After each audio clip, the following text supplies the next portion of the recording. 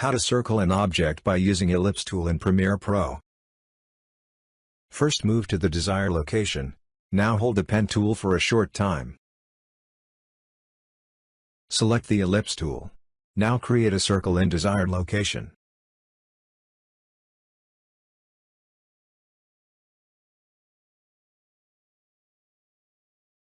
After that, go to the Effect Control panel and unselect the fill and give some strokes. Adjust the stroke according to your need. You can also change the color of the stroke.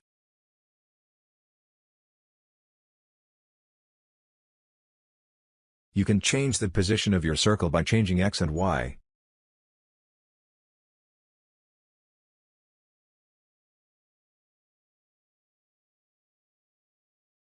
Now let's give some transition to the circle by pressing Ctrl+D. Follow us for more video editing tutorial, DaVinci Resolve, Premiere Pro, Filmora and CapCut tutorials.